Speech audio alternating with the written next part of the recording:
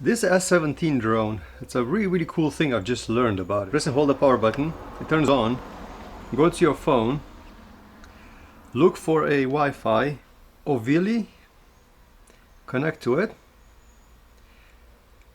then you go to Oviliee software, click play, and right now you could see that I'm already seeing my hand, right, because the camera is functional. Now there's two things that you have to do over here.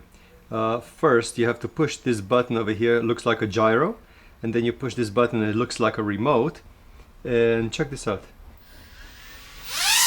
And it controls it by your phone. So you lean the phone forward, goes forward, backwards, left, right. This is pretty cool, right? And here we are. Hello. So it's a live recording, so I'm going to put it on record.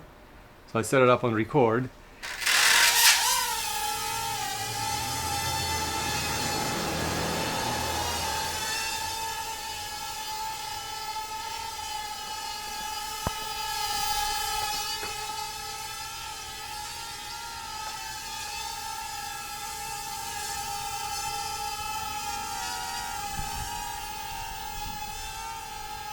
Left is right and right is left.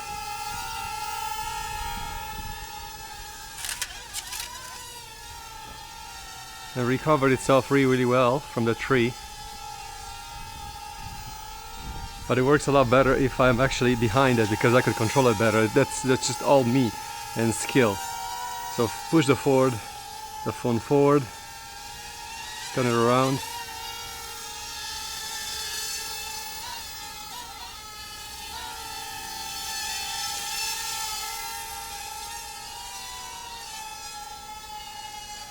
Goes backwards, and it has multiple speeds, so you could make it go faster.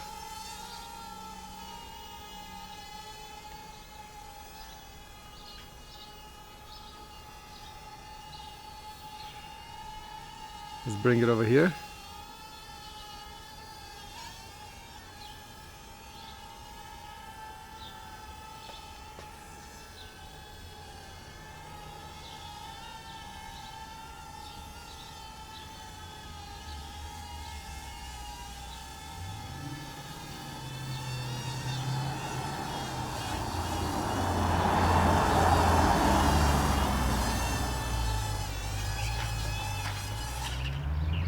And there it is.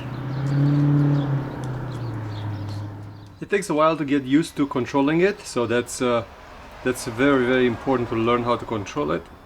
The only thing that I've noticed is that sometimes the propellers get pushed when you crashed, and I crashed it like hundreds of times already.